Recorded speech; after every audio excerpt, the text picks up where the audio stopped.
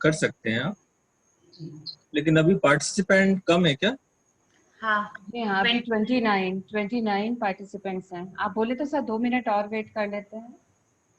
तब तक आप बुलाएंगे और पहले अमित जी बोलेंगे या कोई पार्टिसिपेंट बोल रहे हैं? पहले अमित जी बोलेंगे। एक दो मुझे मैसेजेस देने हैं अटेंडेंस के। आप मैसेज दे दीजिए, मैसेज दे दीजिए। आप सभी को मेरा सादर जय जिनेंद्र। आज की क्लास की शुरुआत त्रिपदी वंदना के साथ। सभी अपने अपने स्थान पर त्रिपदी वंदना करें। वंदे अर्हम्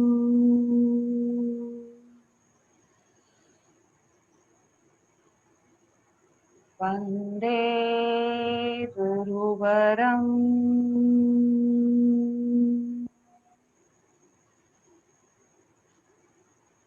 वंदे सत्यम्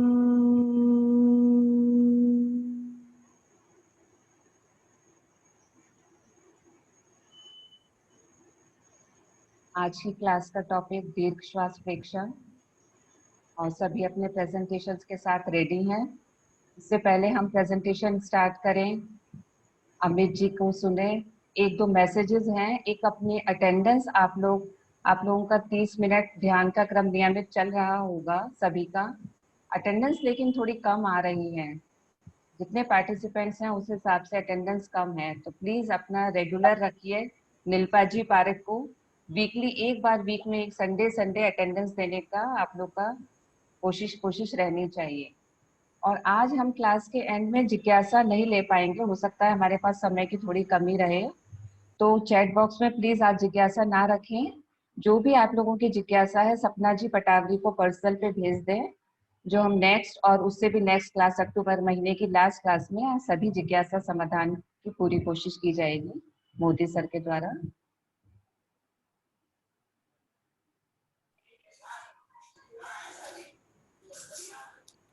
अमित जी आप रेडी हैं? अमित जी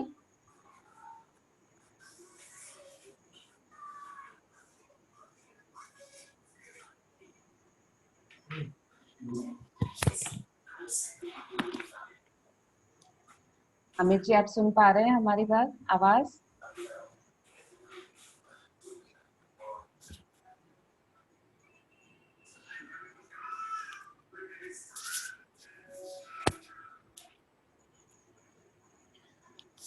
अमित जी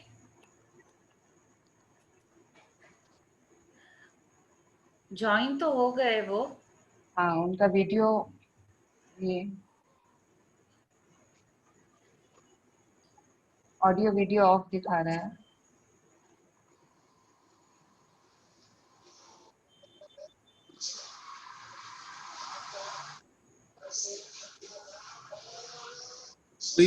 रेणु जी या आप कोई फोन लगा लें एक बार अमित जी। हाँ सर लगा रही थी।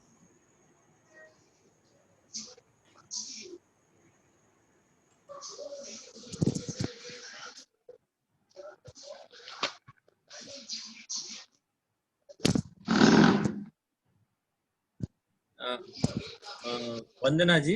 जी सर। जब तक अमित जी आ रहे हैं तब तक कोई एक आध प्रश्न हो किसी का, तो प्रश्न पूछ ले कोई। जी सर। वैसे इस बार कोई प्रश्न आया नहीं है सपना जी का मेरे पास। हाँ इस बार हम लोगों ने ये सोचा था कि मतलब टाइम नहीं रहेगा, 4 प्रेजेंटेशंस हैं, आपके क्वेश्चन रहेगा और ये एक्सपर्ट्स व्यू वाला वो था, तो इतना ही 1 घंटे की क्लास में हो पा रहा था। इस बार जिज्ञासा समाधान का रखा नहीं था, इसलिए शायद वो नहीं भेजे हैं आपको। नहीं ज्वाइन कर चुके हैं बस। एक्चुअली इस वीक जिज्ञासा आई भी नहीं किसी की। वैसे एक बात है, जिज्ञासा समाधान तो जरूरी है, क्योंकि जिज्ञासा समाधान नहीं होगा तो वो कैंडिडेट अटक जाएगा वहां पर। चाहे अपने को अगले हफ्ते लेनी पड़े, लेकिन जिज्ञासा समाधान तो इनवाइट करनी ही है अपने को। और इवन पुराने चैप्टर से भी होगी तो भी चलेगा। मुझे एक जिज्ञासा है, मैं पूछना चाहूंगी। अमित जी ज्वाइन कर चुके हैं। फिर अमित जी का कर लेते, जिज्ञासा बाद में ले लेंगे। जी आप रेडी हैं? अमित जी आप आवाज सुन पा रहे हैं मेरी?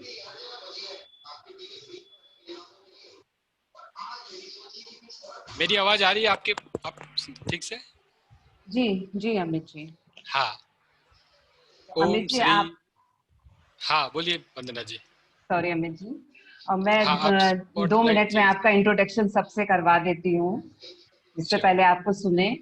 तो अमित जी बेसिकली नागपुर से हैं और इनके पास सभी जानते हैं, इनके बारे में ज्यादा कुछ बताने की जरूरत नहीं है। मतलब यूं कहें कि पर्दे के हम तो सब स्क्रीन पे रहकर सबके सामने काम करते हैं, लेकिन अमित जी पर्दे के पीछे जो हमारे बैकबोन है वो अमित जी ही हैं। सारा प्रेक्षा फाउंडेशन का यूट्यूब चैनल, फेसबुक का, सब जो जितना भी टेक्निकल रिलेटेड काम है सब अमित जी ही देखते हैं और काफी सालों से जुड़े हुए हैं। प्रोफेशनली अमित जी आज ही हमें पता चला है सॉफ्टवेयर इंजीनियर है। तो ये एक बहुत अच्छा बेनिफिट है कि इतने प्रोफेशनल लोग भी हमारे प्रेक्षा फाउंडेशन से जुड़े हुए हैं और करीब 15 साल से अमित जी ध्यान कर रहे हैं रेगुलर। तो आज हम सुनते हैं कि वो अपना बताएंगे अपने अनुभव के ध्यान से कैसे। Amit ji screen is all yours please. Om Shri Mahapragya गुरुवे नमः। जय जय ज्योति चरण, जय जय महाश्रमण। आज ये मंथ चल रहा है दीर्घ श्वास प्रेक्षा का, और आज एक स्पेशल टाइम निकाला गया 10 मिनट का एक्सपर्ट व्यू का। तो मेरे लिए स्टूडेंट टॉक रख देते तो ज़्यादा अच्छा रहता, क्योंकि इतना लंबा रास्ता है ये, और थोड़ा पाया है, बहुत पाना बाकी है, रास्ता बहुत लंबा है, तो स्टूडेंट ज़्यादा ठीक रहता। और बैकबोन हूँ मैं ऐसी बात नहीं है ये तो अपन सभी को मिलके काम कर रहे हैं। जैसा कि वंदना जी ने कहा, कुछ वर्षों से मेरा निरंतर रेगुलर ध्यान का प्रयोग चल रहा है, प्रैक्टिस चल रहा है।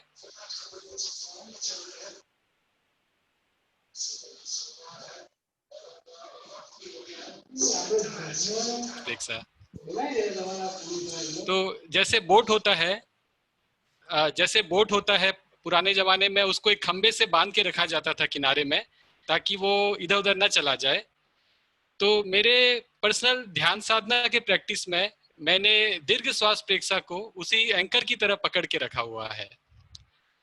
और मेरे ध्यान के प्रैक्टिस में मैं 2 बार ध्यान करता हूँ दिन में, सुबह और शाम, और ये बहुत समय से ऐसा ही चल रहा है। तो सुबह का जो मेरा ध्यान है वो मैंने दीर्घ श्वास के अलावा कभी बदला नहीं आज तक। और शाम को मैं एक्सपेरिमेंट करता हूँ, कभी 3 महीना कोई प्रयोग लिया, कोई 6 महीना कभी प्रयोग लिया, लेकिन सुबह का प्रयोग में दीर्घ श्वास प्रेक्षा को पकड़ के रखा हुआ है। टू स्टार्ट विथ जो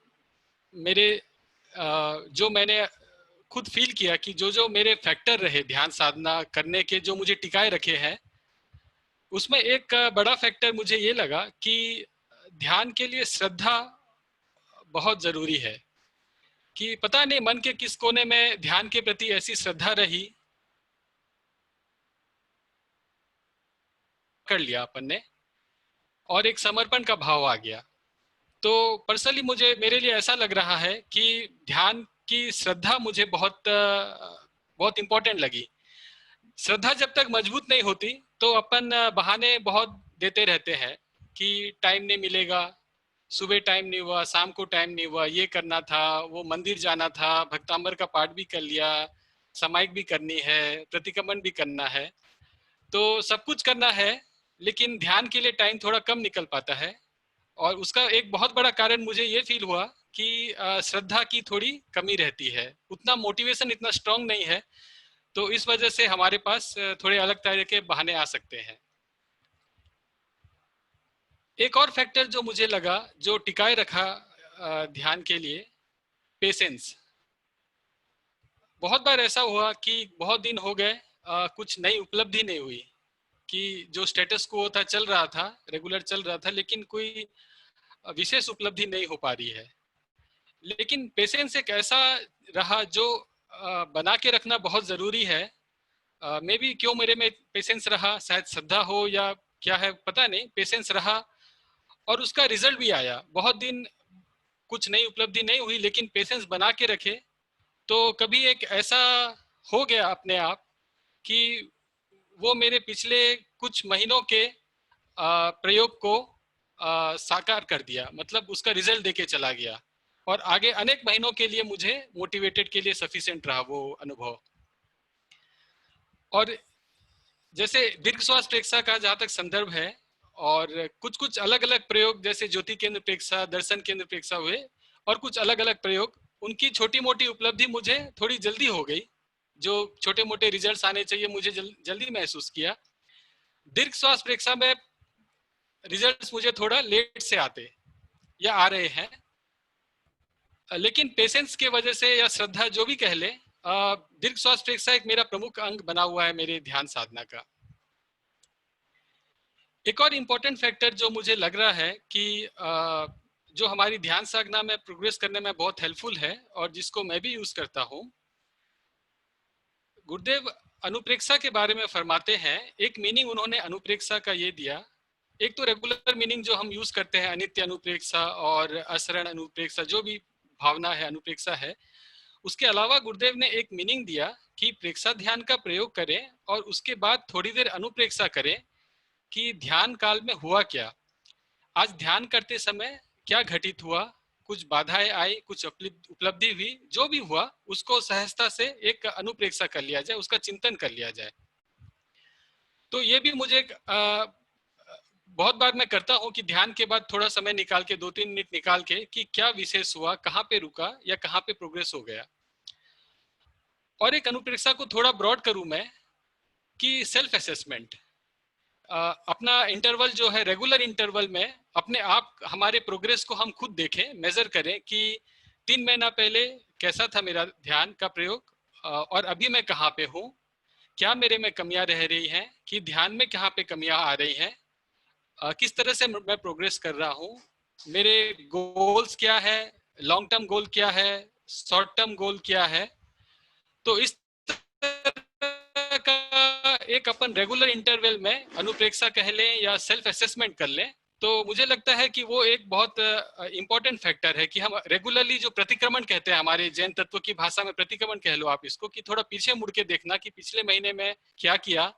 तो ये इंटरवल आप ही डिसाइड करें, मंथली करना है लेकिन क्वार्टरली तो एक कर ही लेना चाहिए। हर 3 महीने में एक अनुप्रेक्षा इस तरह का सेल्फ असेसमेंट प्रॉपरली कर लेना चाहिए और हर 3 महीने में तो साल में भी उसका फिर टर्न आ ही जाएगा।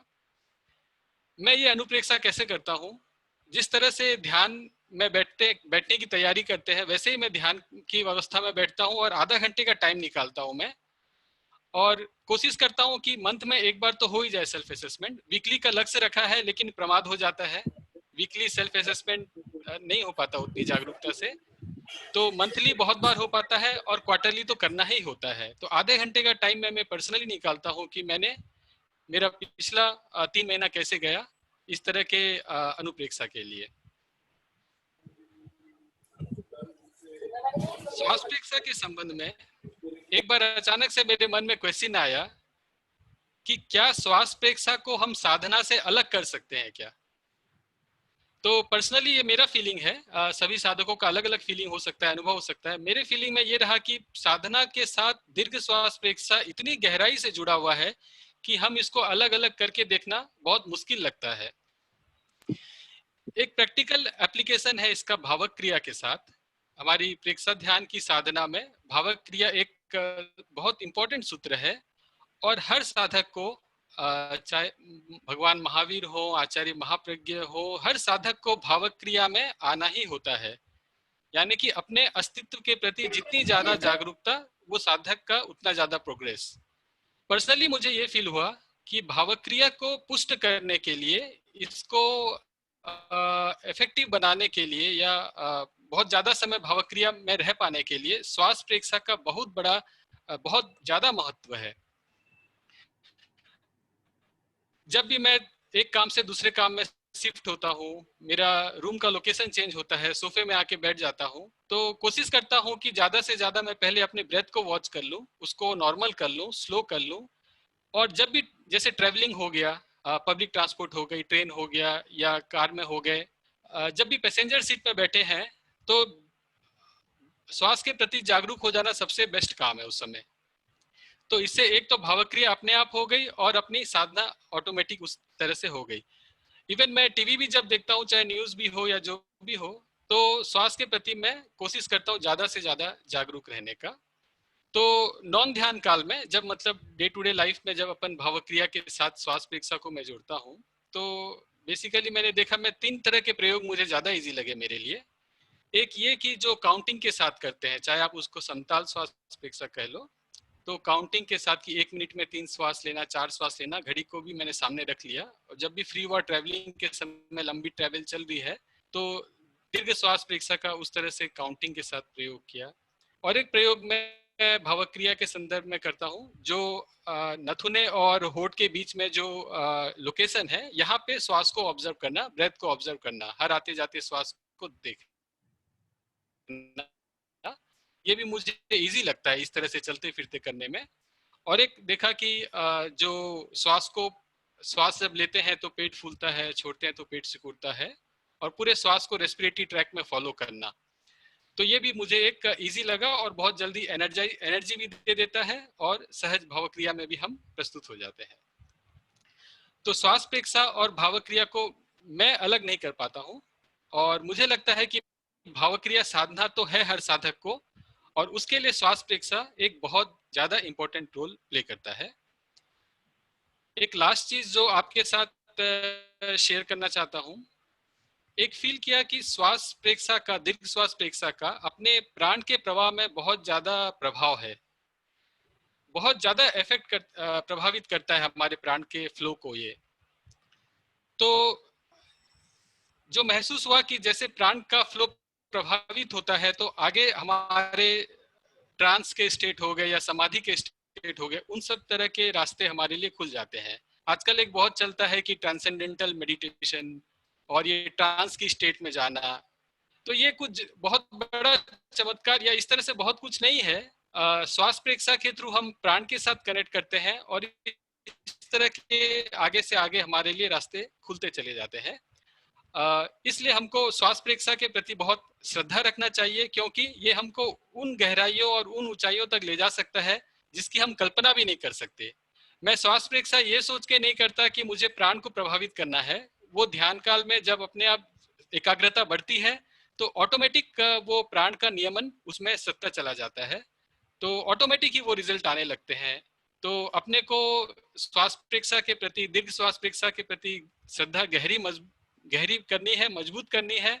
और मेरे लिए भी ऐसा लगता है कि इतने दिनों से पकड़ा हुआ है और आगे भी छोड़ने की संभावना नहीं है श्वास प्रेक्षा को।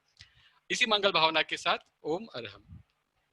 ओम अरहम। अमित जी, आपका बहुत बहुत धन्यवाद।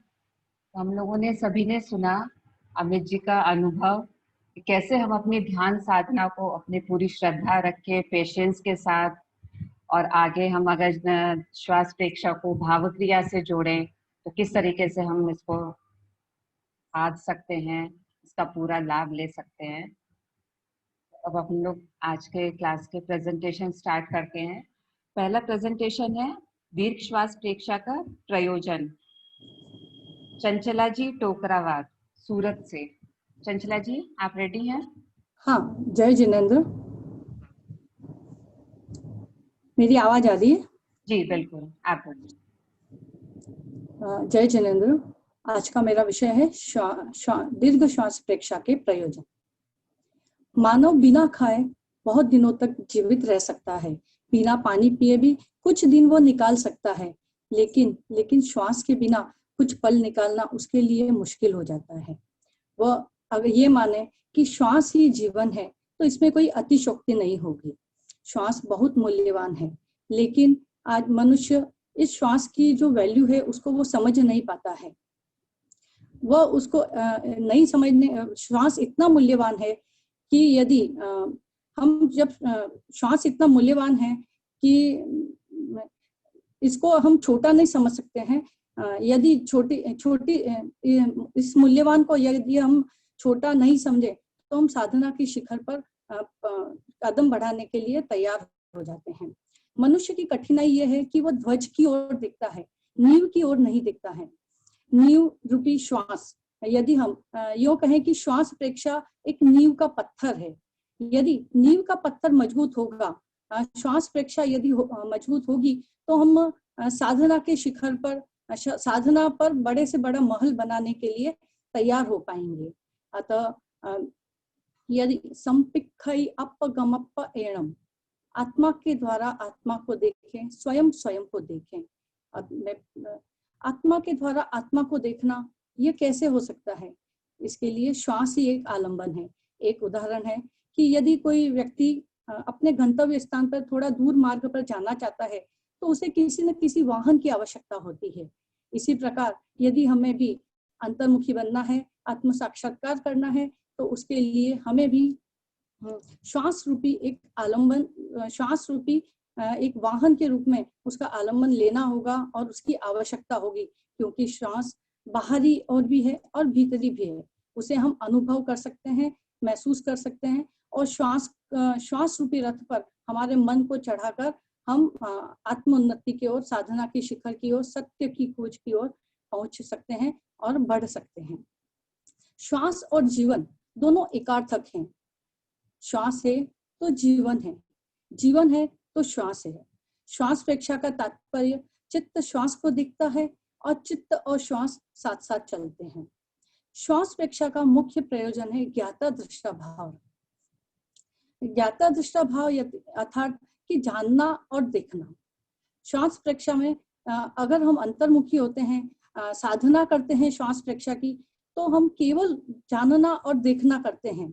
धीरे धीरे जानना भी छूट जाता है, हम केवल श्वास को देखते हैं और आगे की तरफ उसका प्रस्थान करते हैं। लेकिन यदि हम बाहर की ओर आएंगे तो हम हमारे में मिश्रण हो जाएगा।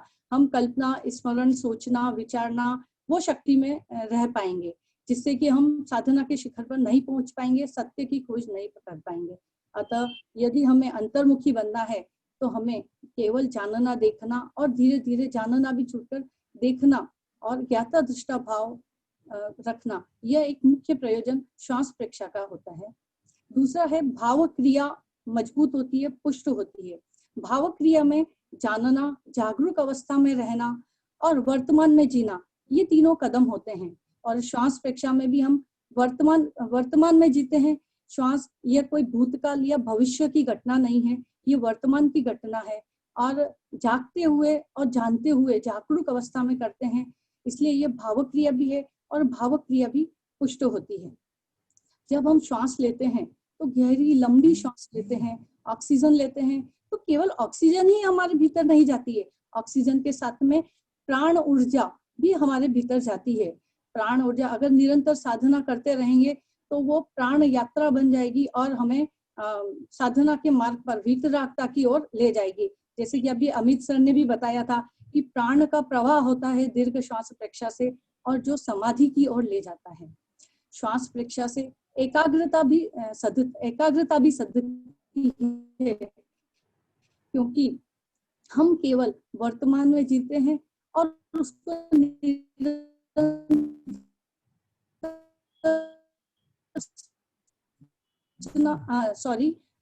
जागरूक होकर लंबी गहरी द्वेष मुक्त क्षण में जीते हैं।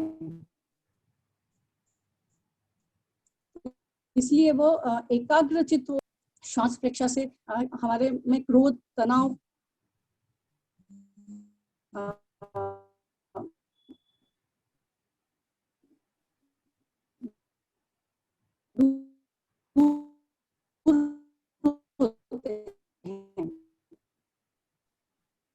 आज एक छोटा सा उदाहरण।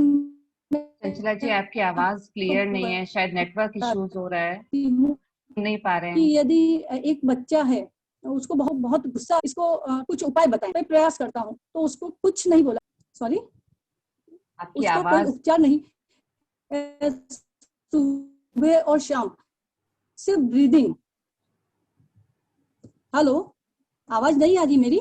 हाँ, थोड़ा नेटवर्क इश्यूज हो रहा है, वो आवाज थोड़ा सा वो हो रही है, एको कर रही है। हेलो, हाँ, आप बोलिए चंचला जी, थोड़ा आवाज बीच में आपका डिस्टर्ब थी।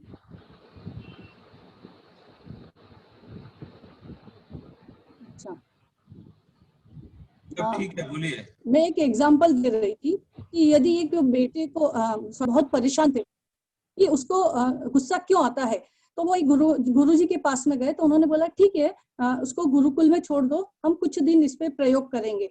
उसको कोई औषधि या कुछ भी और उपचार नहीं करते हुए सिर्फ ब्रीद आउट ऐसा शुरू में करने को बोला, और धीरे धीरे बोला कि कोई विचार नहीं करना है, सिर्फ श्वास को लेना है, उसको देखना है और वर्तमान में जीना है। ऐसा करके उस पे किया, तो 10 दिन 15 दिन में उसके के साथ में प्रयोग हुआ। हालांकि पूरा नहीं उस पे गुस्सा शांत हो सका, लेकिन कुछ उसमें परिवर्तन आया उस बच्चे से और उस पिताजी से पता चला। इससे हमें पता चलता है कि हमारे क्रोध आवेश शांत होते हैं, तनाव शांत होता है, तनाव दूर होता है इससे, और वासनाएं उत्तेजनाएं क्षीण होती है। यदि हम छोटा श्वास लेंगे तो हमारे में वासनाएं उत्तेजनाएं बहुत बढ़ जाएगी, लेकिन यदि हम साधना के शिखर पर जाना चाहते हैं तो वासनाएं उत्तेजनाएं क्रोध तनाव को कम करना पड़ेगा। इसके लिए दीर्घ श्वास प्रेक्षा का प्रयोग बहुत ही सार्थक है।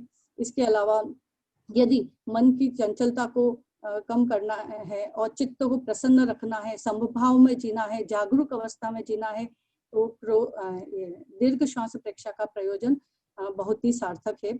अंत में मैं यही कहूंगी कि दीर्घ श्वास की साधना चिरकालिक अभ्यास, साधक को पल पल रहे अपना ही आभास, चलते सोते बैठते करते काम प्रकाम, प्रेक्षा केवल श्वास की याद रहे हरियाम, याद रहे हरियाम। ओम अरहम। ओम अरहम चंचला जी। सर, अब आपका क्वेश्चन प्लीज।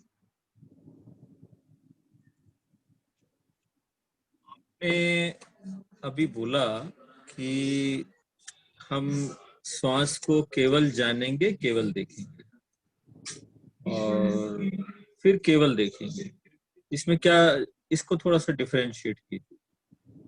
हम बोलते हैं कि केवल जाने केवल देखें, हाँ, तो इसको दिखे केवल जानना भी छूट जाएगा, केवल देखना तो क्या छूटेगा? इसको डिफरेंशिएट करिए ना। जब हम साधना करते हैं तो शुरुआत में जैसे कि आपने भी बताया था कि 108 बार श्वास लेनी है, छोड़ना है, तो जानते हुए लेंगे, हम काउंटिंग करते हुए लेते हैं, छोड़ते हैं, तो एक जानते हैं कि हाँ श्वास आ रही है, जा रही है। फिर धीरे धीरे वो काउंटिंग भी छूट जाएगी अपने आप। जब भी हम बैठेंगे, भाव क्रिया होगी पूरा दिन भर में हमारे में, जब हम उस पर साधना हमारी हो जाएगी तो अपने आप सिर्फ श्वास को ही देखते रहेंगे, उसमें मतलब अपने आप वो होगा, श्वास चलेगी आएगी, ब्रीदिंग ब्रीद आउट होगा, तो वो देखना हो जाएगा। इतना मुझे ध्यान है। डिफरेंस है, ये डिफरेंस जानने देखने का डिफरेंस नहीं है।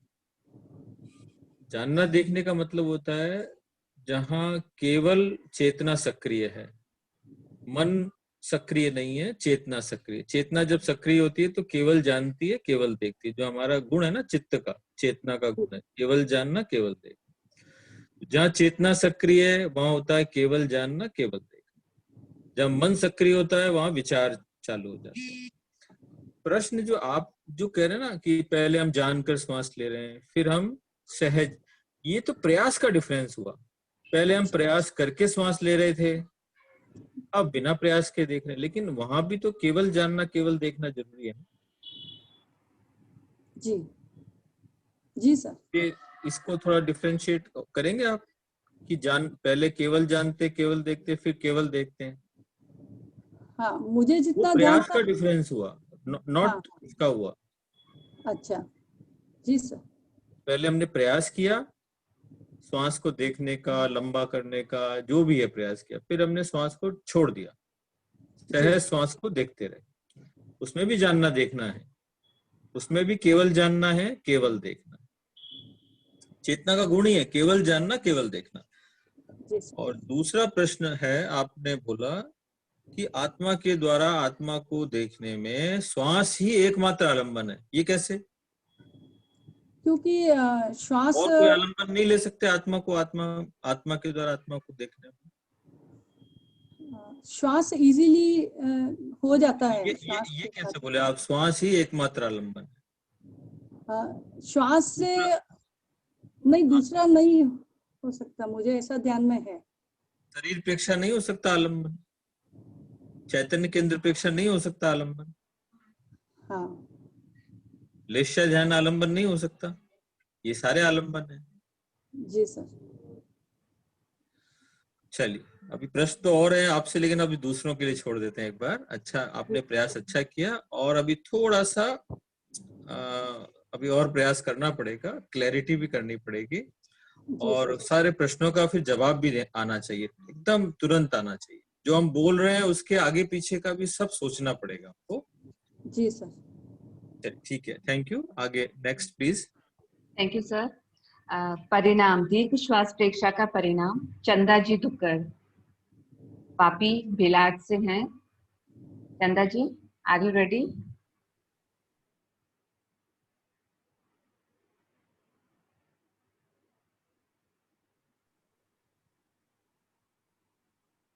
मेरी आवाज आएगी? जी, थोड़ा सा लाउड बोलिएगा प्लीज। ओके।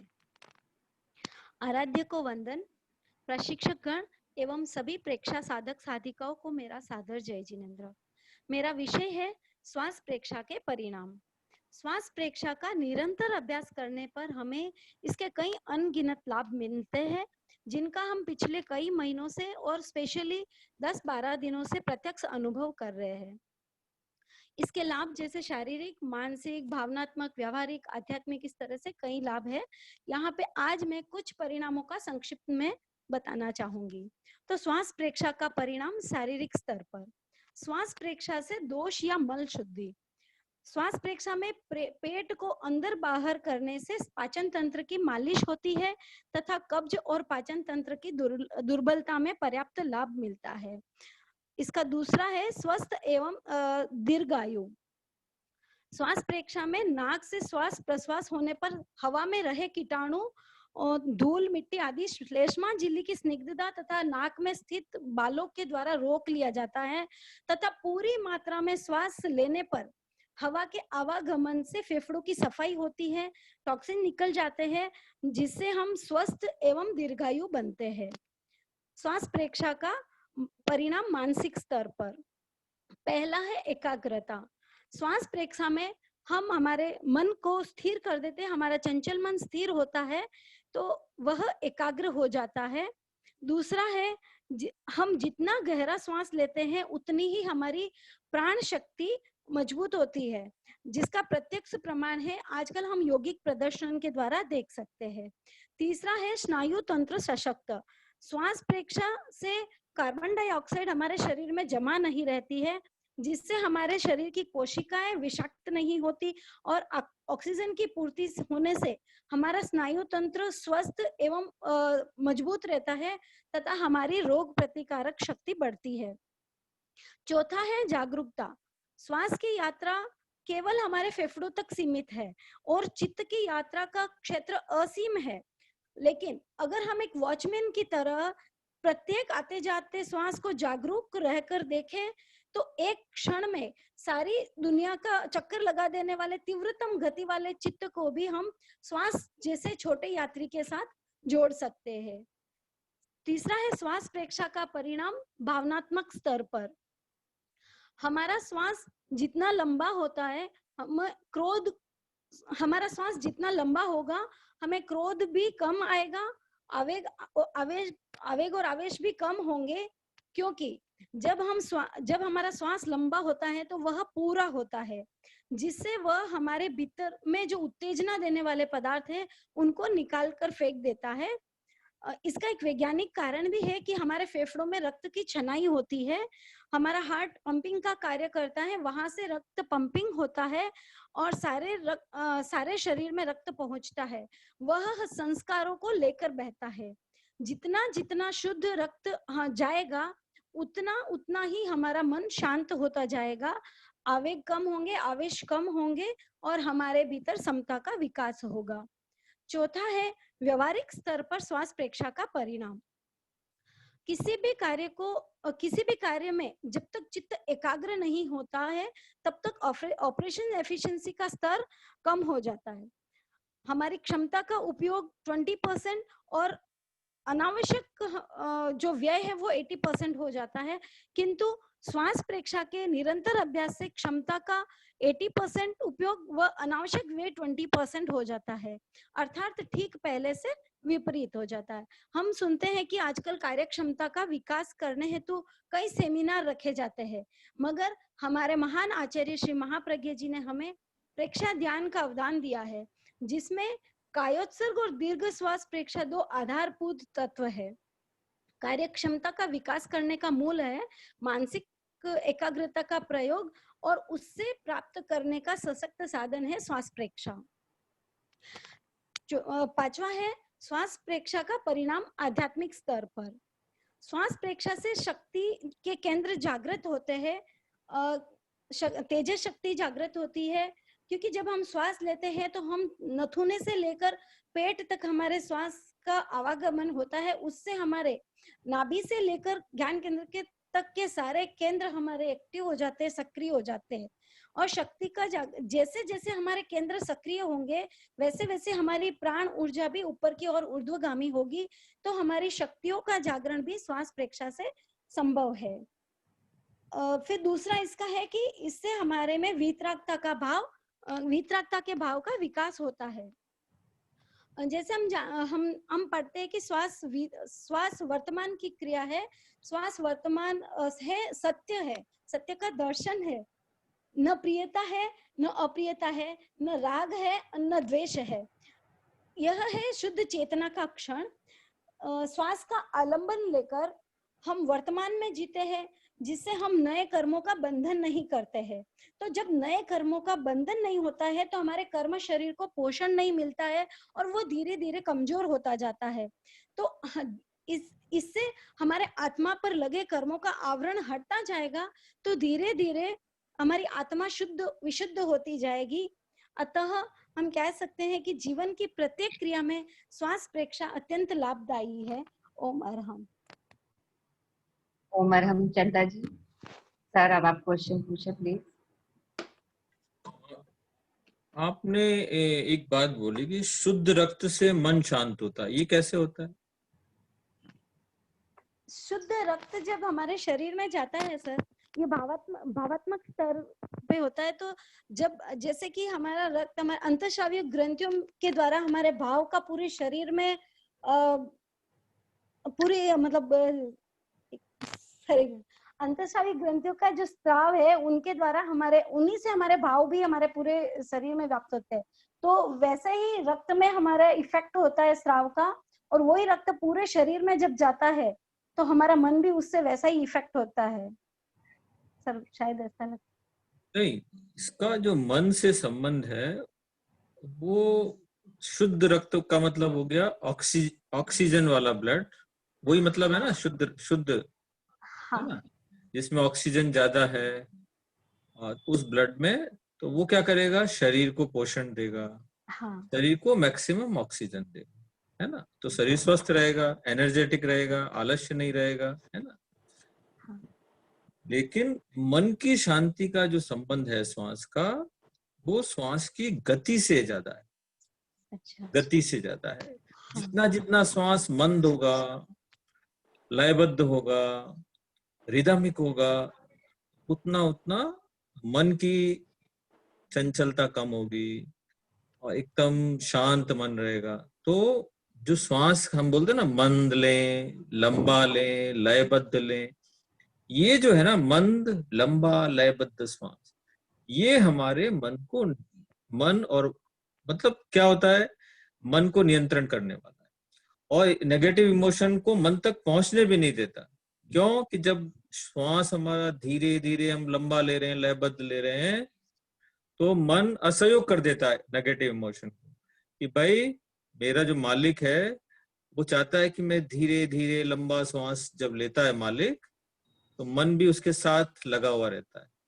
तो उसमें अब शुद्ध रक्त का संबंध जो मतलब ऑक्सीजन का संबंध ज्यादा शरीर के श्वास से ज्यादा है। मन का संबंध किससे है? श्वास की गति से मानने। श्वास की गति सर, ऐसा श्वास की गति से हमारे कषाय कम होते जाते हैं? वही तो होगा ना कि वो हाँ। नेगेटिव इमोशन जब योग में परिणत नहीं होगा, मन वचन काया पर नहीं आएगा, तो नेचुरली है कषाय आएगा ही नहीं। भीतर से कषाय उदय में आ रहा है, भाव तक भी आ गया, लेकिन मन उसको सहयोग ही नहीं कर रहा है आगे एक्सपेंड कर, क्योंकि जितना भी भाव आता है उसको एक्सपेंशन कौन करता है? वो हमारा मन करने वाला। मन करता है। एक बात आपने बोली कि क्षण भर में संसार में चित्त यात्रा करता है। चित्त कैसे करता है? सर चित्त ही यात्रा करता है हमारा, क्योंकि मन तो चित्त को फॉलो करता है। नहीं नहीं नहीं, ये जो हो, जो संसार में हमको घुमाता है ना, ध्यान के टाइम भी घुमाता है, वो मन घुमाता है। अच्छा। उस समय चित्त अपना स्वरूप, चित्त की जागरूकता चली जाती है। चित्त, जब चित्त जागरूक रहता है तो मन क्या कहता है? नौकर की तरह उसके पास बैठा रहता है। जहां चित्त उसको काम पे लगाता है, लगा रहता है। जैसे ही चित्त ने अपनी जागरूकता खोई, चेतना की सक्रियता हुई, कम हुई, तो क्या हो जाएगा? मन क्या हो जाएगा? मन सक्रिय हो जाएगा। फिर मन, जो कहते हैं ना मन क्षण भर में संसार घूमता, वो चित्त नहीं घूमता, वो कौन घूमेगा? वो मन घूम के आता। अच्छा। तो थोड़ा सा उसको जितने भी आपने लॉजिक दिए ना, और थोड़ा सा उसको खुद ही अपने भीतर अनुभव करना है लॉजिकली, क्योंकि एक एक शब्द का महत्व है जी। कहाँ आपने क्या बोला, ये सारी बात को लॉजिकली खुद भी समझना है। और मेरा ऐसा मानना है कि एक बार नहीं पढ़े, एक ही चैप्टर को 2 बार पढ़ना पड़े, 3 बार पढ़ना पड़े, या तो एक काम करे, बहुत ज्यादा जीवन विज्ञान की रूपरेखा तो बहुत बड़ी है, तो कम से कम आचार्य महाप्रज्ञ जी की पुस्तक है ना, दर्शन और प्रयोग, जितने भी लेवल 2 के विद्यार्थी हैं वो ये संकल्प कर ले कि हर महीने में पूरी किताब एक बार पढ़नी। थ्योरेटिकल पार्ट पूरा, पहले पेज से लेके जहां तक थ्योरी है, पूरे महीने में ये जब तक 8 महीने चलना है, ये 8 बार 9 बार पढ़नी। पहली बार समय ज्यादा लगेगा भले ही, दूसरी बार उससे कम लगेगा, क्योंकि सारे कंसेप्ट भीतर क्लियर हो चुके। तो ऐसा सभी कर लें कि दर्शन और प्रयोग आचार्य महाप्रज्ञ जी की पुस्तक 8 महीने में 8 बार तो कम से कम पढ़नी, ज्यादा पढ़े तो अच्छा है। चलिए अगले कैंडिडेट प्लीज। हम सर। Thank you sir. अगला टॉपिक है हमारा 5 प्राण। ये प्रेजेंट कर रहे हैं प्रियंका जी कटारिया, चेन्नई से। प्रियंका जी। सबको सादर जय जिनेंद्र। मेरा विषय है 5 प्राण। प्राणाय नमो यस्म सर्वमिदं वशे यो भूत सर्वेश्वरो यस्मिन् सर्व प्रतिष्ठितम्। अर्थात हे प्राण, तू जगत का आधार है, तुझे हमारा नमस्कार है। तू ही सब लोकांतरों का प्रकाश है, तू ही सृष्टि का आधार है। आधुनिक युग में जो महत्व विद्युत ऊर्जा का है, वही महत्व अध्यात्म योग में प्राण ऊर्जा का है। यदि हम 2000 वर्ष पूर्व किसी व्यक्ति से मिले और उसको आज के आविष्कारों जैसे कि हवाई जहाज, रॉकेट, टीवी, मोबाइल इत्यादि के बारे में बताए और विद्युत ऊर्जा के बारे में नहीं बताएंगे, तो वह कुछ भी समझ में नहीं पाएगा। ठीक इसी तरह यदि हम प्राण को नहीं समझेंगे, शरीर पर उसके प्रभाव को नहीं आंकेंगे, कैसे उसको संग्रहित किया जाता है, कैसे उसको संचालित किया जाता है, नहीं समझेंगे, तो अध्यात्म साधना के महत्वपूर्ण पहलू से अपरिचित व अवंचित रह जाएंगे। अध्यात्म की गहराई में, ध्यान की गहराई में जाने के लिए प्रबल प्राण शक्ति का बहुत बड़ा सहारा होता है। प्राण क्या है? आचार्य श्री तुलसी के अनुसार प्राण जीवनी शक्ति है, जिसके सहयोग से जीव जीवन अवस्था को एवं योग से मरण अवस्था को प्राप्त होता है। स्वामी श्री शिवानंद के अनुसार विश्व में व्याप्त सभी प्रकार की शक्तियों का योग प्राण है। जैन दर्शन के अनुसार इसकी तुलना पौद्गलिक स्कंदों से की गई है, जो कि पूरे लोक में व्याप्त है। हमारे शरीर में जो प्राण, शक्ति, बल, ऊर्जा और तेज दृष्टिगत होता है, उसे ही प्राण माना गया है। प्राण एक है, उसे विभाजित नहीं किया जा सकता, किंतु ये शक्ति शरीर के भिन्न भिन्न भागों में भिन्न भिन्न तरह से कार्य करती है, इसलिए उसको अलग अलग नाम दिए गए हैं। योग के आचार्यों ने प्राण को 5 भागों में विभक्त किया है। उनके नाम है प्राण, अपान, सम्मान, उदान और व्यान। इसके अतिरिक्त 5 उपप्राण भी होते हैं जिनके नाम है नाग, कूर्म, कुकर, कुकिल, देवदत्त और धनंजय। लेकिन आज हम सिर्फ 5 प्राणों की ही चर्चा करेंगे। पहला है प्राण। ये पूरे शरीर में नहीं अपितु शरीर के अंग विशेष में ही स्थित होता है। इसका स्थान है कंठ से हृदय तक। श्वसन अंग, वाणी संबंधित अंग, अन्न नलिका आदि अंग इससे संबंधित है। यह वह शक्ति है जिसके द्वारा श्वास को नीचे की ओर खींचा जाता है। यह आनंद केंद्र को प्रभावित करता है एवं वायु तत्व से संबंधित है। उज्जाई प्राणायाम, भ्रामरी प्राणायाम, नाड़ी शोधन प्राणायाम एवं प्राण मुद्रा के द्वारा इस प्राण को सक्रिय एवं मजबूत किया जा सकता है। दूसरा है अपान। इसका स्थान नाभि से पैरों तक है और इसके बीच के सभी अवयव जैसे कि बड़ी आंत, किडनी, पैर आदि अंग इससे शक्ति प्राप्त करते हैं। यह निष्कासन प्रक्रिया को नियोजित करता है, यानी कि हमारे शरीर में जो मल मूत्र, कफ, पसीना इन सभी को बाहर निकालता है। यह शक्ति केंद्र को प्रभावित करता है एवं पृथ्वी तत्व से संबंधित है। नौली क्रिया, मूल बंध एवं अपान मुद्रा के द्वारा इस प्राण को विस्तृत एवं मजबूत किया जा सकता है। तीसरा है सम्मान प्राण। इसका स्थान हृदय से नाभि के बीच में है और छोटी आंत, लीवर, पेनक्रियाज आदि अंग इस शक्ति से कार्य करते हैं। यह पाचक रसों को बनाने एवं उसका लेवल सही बनाने रखने का कार्य करता है। यह तेजस केंद्र को प्रभावित करता है एवं अग्नि तत्व से संबंधित है।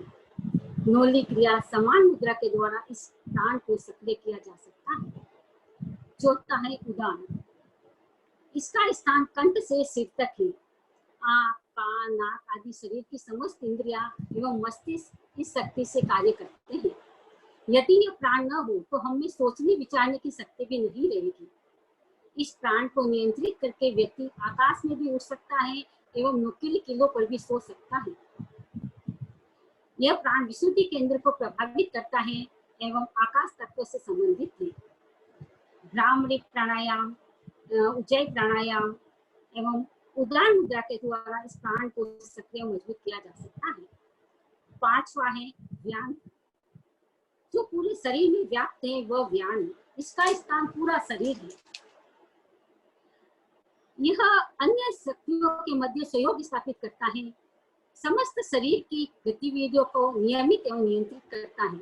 रक्त संचार का कार्य करता है और विशेष रूप से नाड़ियों को प्रभावित करता है। यह स्वास्थ्य केंद्र को प्रभावित करता है एवं जल तत्व से संबंधित है। व्यान प्राण कुंभक एवं व्यान मुद्रा के द्वारा मजबूत एवं सक्रिय किया जा सकता है।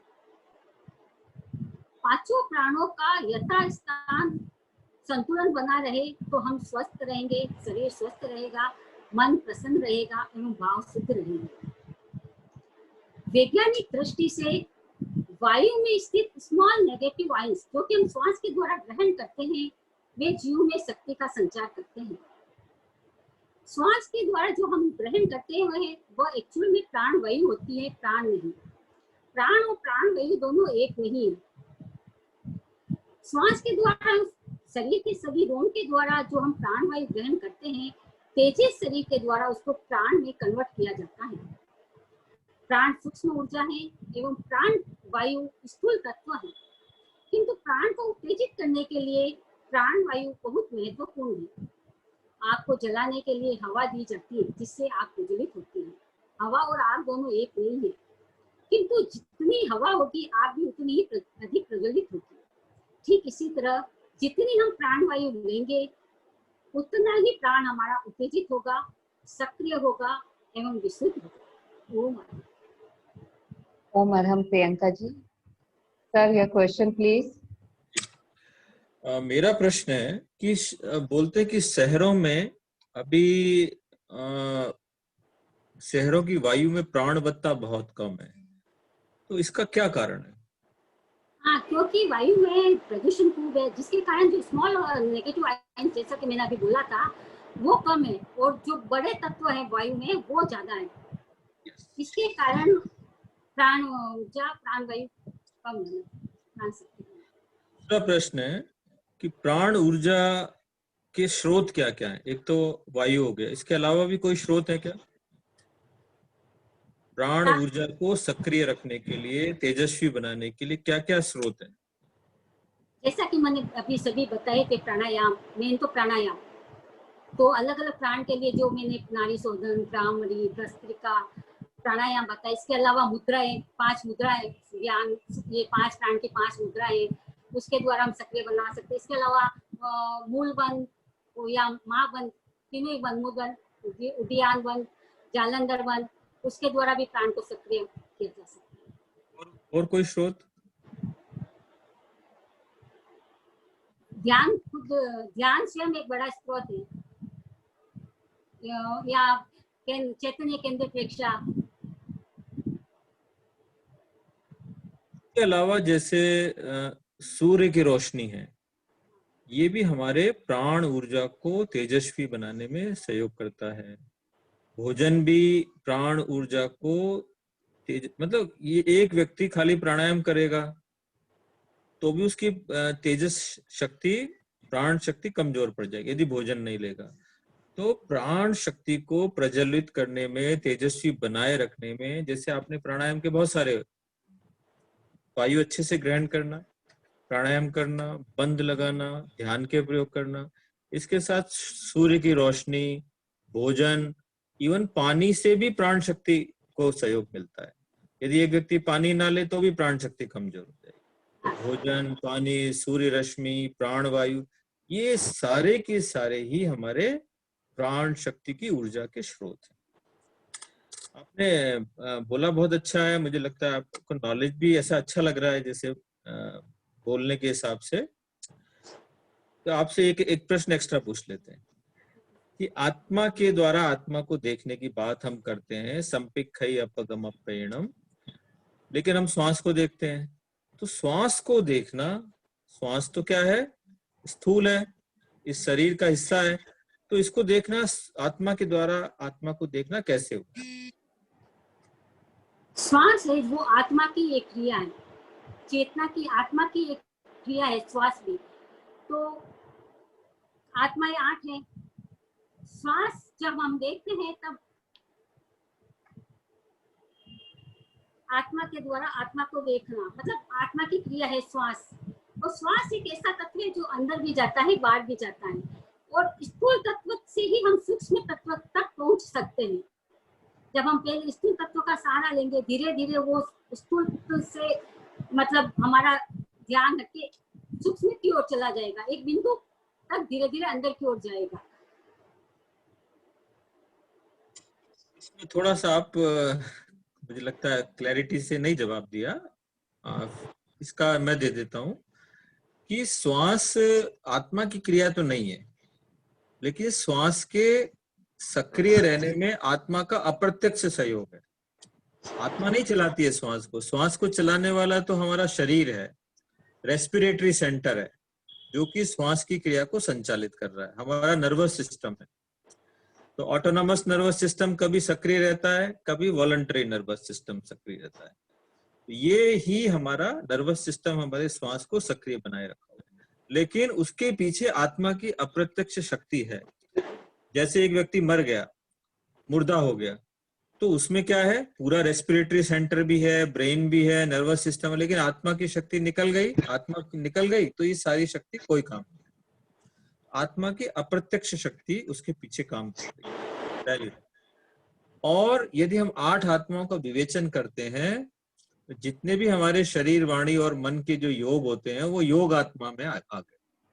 कौन से आ गए? योग आत्मा। उसको क्या कहा जाएगा? योग आत्मा। और चित्त जिसके द्वारा हम श्वास को देखते हैं वो है हमारी ज्ञान आत्मा। तो क्या हुआ? हमने ज्ञान आत्मा के द्वारा किसको देखा? योग आत्मा को देखा। अब श्वास प्रेक्षा करते करते कोई विचार आ गया तो हम वो उसको कषाय आत्मा बोला जाता है, उसको हमने कषाय को देख लिया। इस दृष्टि से कह सकते हैं, तात्विक दृष्टि से, कि चित्त तो ज्ञान आत्मा हो गया, श्वास को देखने का मतलब हो गया योग आत्मा और कषाय आत्मा। तो आत्मा के द्वारा हमने किसको देखा? आत्मा को देखा। अभी तो स्थूल दृष्टि से देखा है, अब हम इसको क्या करेंगे, जैसे जैसे गहराई में जाते जाएंगे तो फिर क्या करेंगे, और सूक्ष्म चीजों को पकड़ते जाएंगे। पहले हमने श्वास को पकड़ा, फिर श्वास के रंग को पकड़ेंगे, फिर श्वास की गंध को पकड़ेंगे, फिर श्वास के स्पर्श को पकड़ेंगे, फिर प्राण को पकड़ लेंगे। ये सब चीजें, श्वास का गंध, रस, स्पर्श, ये सारी चीज पकड़ में आते आते प्राण पकड़ में, प्राण पकड़ में आएगा तो तेजस शरीर भी पकड़ में आ जाएगा। तेजस शरीर पकड़ेंगे तो लेशा पकड़ में आ जाएगी, भाव पकड़ में आ जाएंगे, फिर और आगे बढ़ेंगे तो अध्यवसाय और हम आत्मा तक पहुंचेंगे। इस दृष्टि से, दोनों दृष्टि से समझा दें, तात्विक दृष्टि से भी समझा दें और स्थूल से सूक्ष्म की तरफ कैसे गए वैसे भी। चलिए, बहुत अच्छा प्रयास किया आपने। मेरी एक जिज्ञासा है, मैं पूछूं अभी? जी। मैं ना ध्यान काफी सालों से कर रही हूँ। अभी मुझे सिर्फ एक बिंदु पर ही ध्यान करना अच्छा लगता है। मैं विशुद्धि केंद्र या ध्यान केंद्र पर ध्यान करती हूँ, 40-45 मिनट डेली करती हूँ। पर मुझे ना वो ध्यान करते करते साथ में मेरा विश्लेषण भी चलता है कि ये हो रहा है, ये मैं देख रही हूँ, वो मतलब होता है विश्लेषण। ये नहीं करना है, ये करेंगे तो ध्यान की पावर 20% रह जाएगी, ओनली 20%।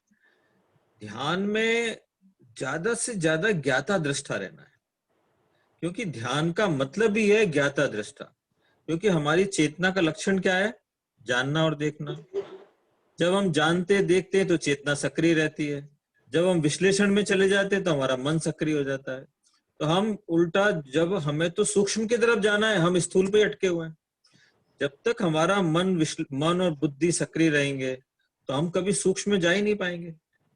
हमें तो स्थूल से सूक्ष्म में जाना है, और ये सारा विचार, विश्लेषण, इन सबको छोड़ना है।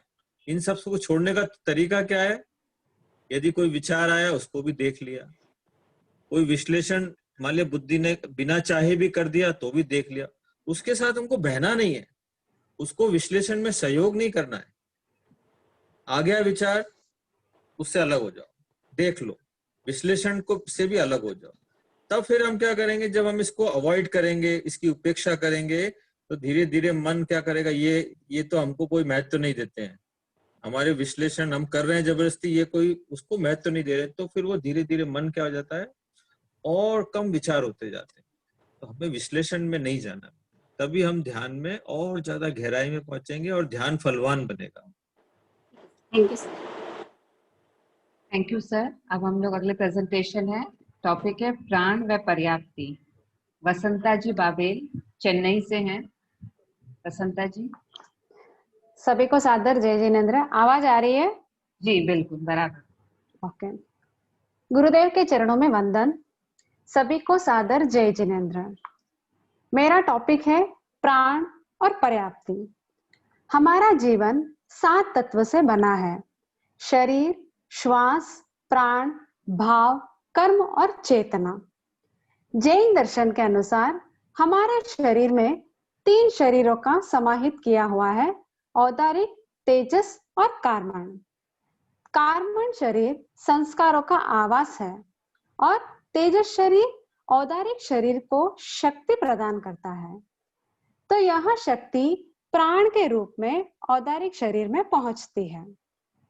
अब प्राण क्या है? प्राण अर्थात जीव जिनके संयोग से जीवन अवस्था को और वियोग से मरण अवस्था को प्राप्त करता है, उसे हम प्राण कहते हैं। प्राण जीव का बाह्य लक्षण है। जैन सिद्धांत में प्राण के 10 प्रकार बताए गए हैं: श्रोतेंद्रिय प्राण, चक्षुरेंद्रिय प्राण, घ्राणेन्द्रिय प्राण, रसनेन्द्रिय प्राण, स्पर्शनेन्द्रिय प्राण, मनोबल प्राण, वचन बल प्राण, काय बल प्राण, श्वासोच्छ्वास प्राण और आयुष्य प्राण। पर्याप्ति क्या है? पर्याप्ति का शाब्दिक अर्थ है पूर्णता।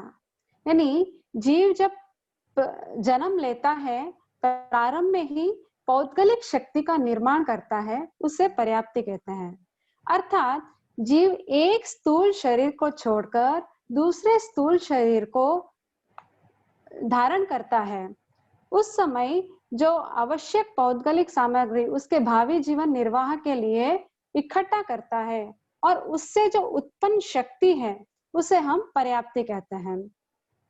पर्याप्तियां 6 होती है: आहार पर्याप्ति, शरीर पर्याप्ति, इंद्रिय पर्याप्ति, श्वासोच्छ्वास पर्याप्ति, भाषा पर्याप्ति और मन पर्याप्ति। इन 6 पर्याप्तियों को प्रारंभ तो एक काल में एक साथ ही होता है, किंतु इनकी पूर्णता क्रमशः होती है। सबसे पहले आहार पर्याप्ति को पूर्ण होने में एक समय लगता है, फिर बाद में शरीर पर्याप्ति, इंद्रिय पर्याप्ति आदि जो 5 पर्याप्तियां हैं, उनको पूर्ण होने में क्रमशः प्रत्येक को अंतर मुहूर्त का समय लगता है। पर्याप्तियां पौद्गलिक संस्थान है, वहां सब तेजस शरीर के संवादी केंद्र है। उनके माध्यम से बाह्य प्राण यानी जो तेजस वर्गणा है, उनके परमाणुओं का ग्रहण, परिणमन और उत्सर्ग होता है। अब प्राण और पर्याप्ति का संबंध क्या है?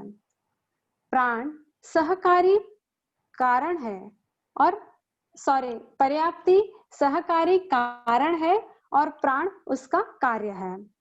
आत्मा की जितनी भी, चाहे वो शारीरिक हो, मानसिक हो, कायिक हो, जितनी भी प्रवृत्तियां होती है, वो पौद्गलिक द्रव्य की सहायता से ही होती हैं।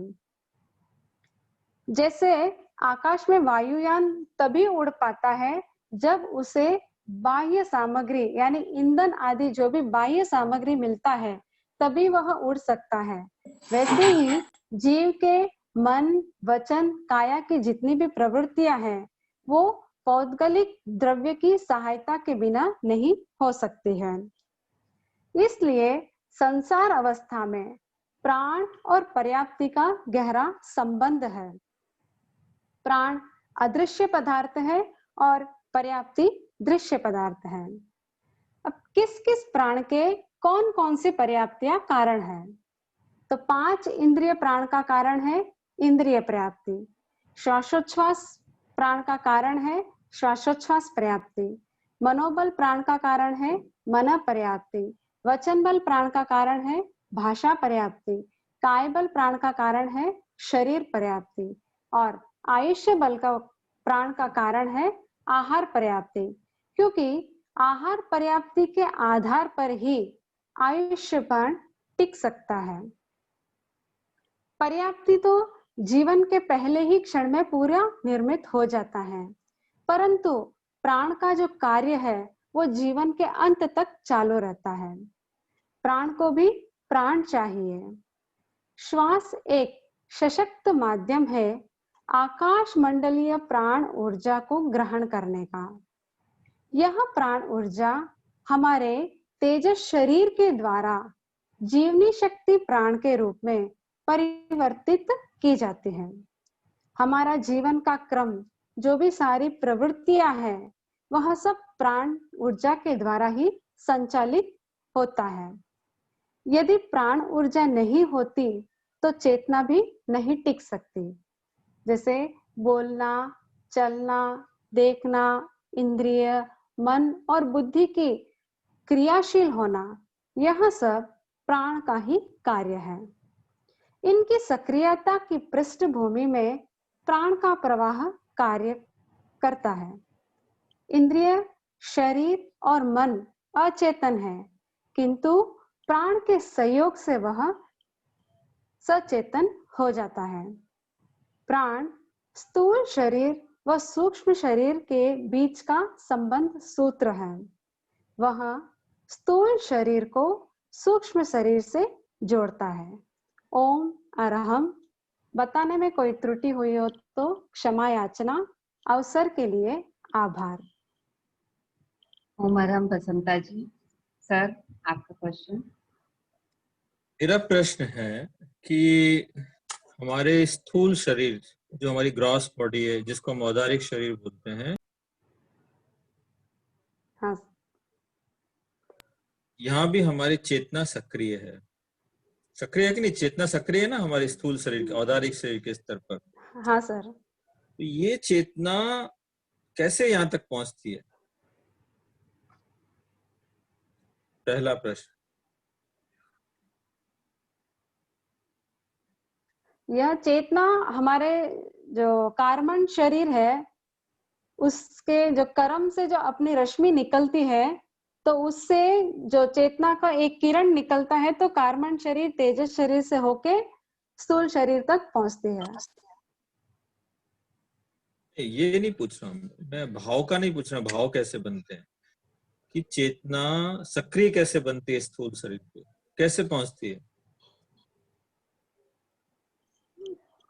नहीं ध्यान से। चेतना, हाँ, मतलब जैसे आप ही ने अभी बताया था कि ये क्या है, दोनों का क्या है, संबंध है, बीच का संबंध है, स्थूल शरीर व सूक्ष्म शरीर का आने वाला है ना संबंध है। तो चेतना को अभिव्यक्त होना है स्थूल शरीर पर, तो वो प्राण शक्ति के माध्यम से क्या होता है, प्राण शक्ति के सहारे क्या होता है, हमारे स्थूल शरीर पर अभिव्यक्त होता है। दूसरा, पर्याप्ति के कार्य को थोड़ा सा एक लेमैन की लैंग्वेज में क्या क्या कार्य क्या है, पर्याप्ति बन गई, जैसे जीव ने अपना अगला जन्म धारण किया, नया शरीर धारण किया, पर्याप्तियों के माध्यम से शरीर का निर्माण, उसके बाद पर्याप्ति क्या करेगी?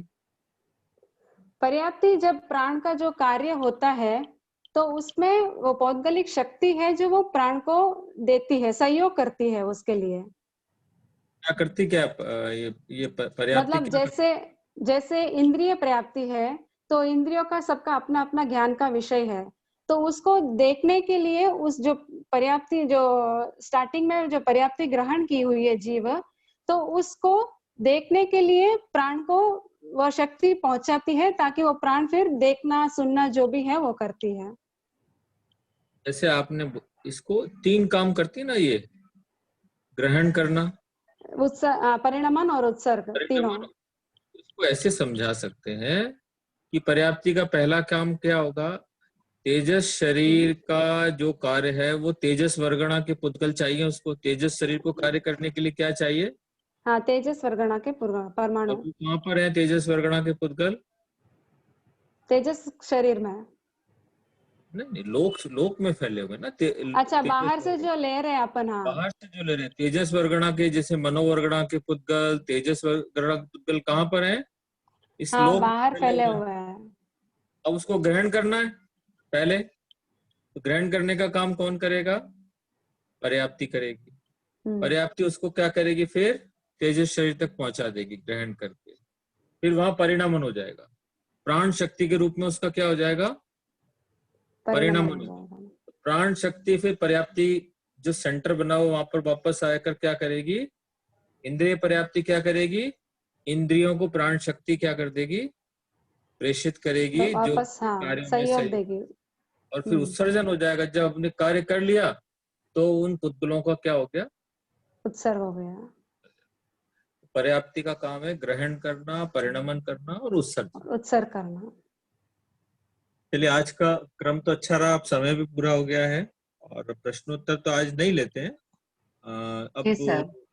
अब सबके मंगवा लेंगे, फिर अगली बार जैसा समय होगा वैसा देंगे। सर आप क्लास संपन्न करवाइए। एक मैसेज दे दूं सर, अगली क्लास अगले मंडे 19 को है हमारी क्लास समवृत्ति श्वास प्रेक्षा। तो सभी के नाम आ चुके हैं, प्लीज अपने वीडियो जितनी जल्दी हो सके बनाकर जो जो नंबर दिए हुए हैं कंसर्न नंबर उन पे भेज दें, और प्लीज समय का सब ध्यान रखें, जो समय सीमा प्रेजेंटेशन की दी हुई है उसका सभी ध्यान रखें। एक मुझे भी एक बात कहनी है कि मेरा ज्ञान थोड़ा कम है। देखो, मैं स्पष्ट कहता हूँ, इसलिए कम है कि मैं ज्यादा पढ़ने का काम कम रहता है, क्योंकि मेरे दूसरे काम में भी बहुत ज्यादा इन्वॉल्वमेंट रहता है। तो कभी भी कोई ऐसी बात नहीं समझ में आए या मेरे द्वारा कोई भूल से गलत भी बता दिया गया हो, तो मुझे इन्फॉर्म करने में कोई संकोच नहीं करे।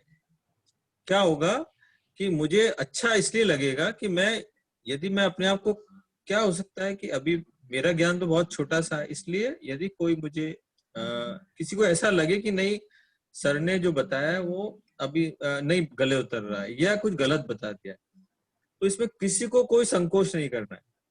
और ऐसा मेरे साथ हुआ भी है कि कई बार मैंने अपनी गलती अपने स्टूडेंट के द्वारा ही सुधारी है, तो इसलिए मुझे कोई संकोच नहीं है अपने आप को सुधार करने में। तो आप निसंकोच होकर, सबको ये राइट है कि मुझे बता दें, भूल से कोई गलती बता दी जाए तो बता दें मेरे को, क्योंकि हम सब अभी स्टूडेंट हैं, हम सब सीख रहे हैं। इसलिए इस बात को मैं एक आपको निवेदन कर रहा हूँ।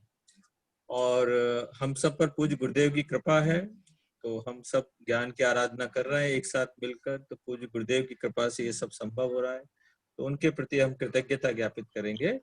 कृतज्ञोस्मि, हम सब पूज्य गुरुदेव के आभारी हैं। कृतज्ञोस्मि, हम सब हम पूज्य सब पूज्य गुरुदेव के आभारी हैं। कृतज्ञोस्मि, हम सब पूज्य गुरुदेव हम सब पूरे पूज्य गुरुदेव के आभारी हैं। कृतज्ञोस्मि सर, हम सब आपके भी बहुत आपके बहुत आभारी आभारी हैं। सर एक प्रश्न पूछना था, पूछूं? अगली बार पूछ सर लीजिए। जी, अब प्लीज आप अपना प्रश्न सपना जी पटावली को भेज के छोड़ दीजिए, अगली क्लास में सर की पूरी अच्छा कोशिश। ठीक है, मैं सोच रही थी परीक्षा का ही पूछना था मेरे को, कि वो परीक्षा क्या लाडनू जाके देनी है क्या अपने को? परीक्षा लाडनू जाके देनी है क्या? आप जो भी प्रश्न है आप ग्रुप में अच्छा हमारे ठीक है, सबके ठीक है, नंबर है, प्लीज, क्योंकि ठीक आज है, समय ठीक, काफी हो चुका है। Okay, thank you so much, thank you. हम सब गुरुदेव के आभारी हैं।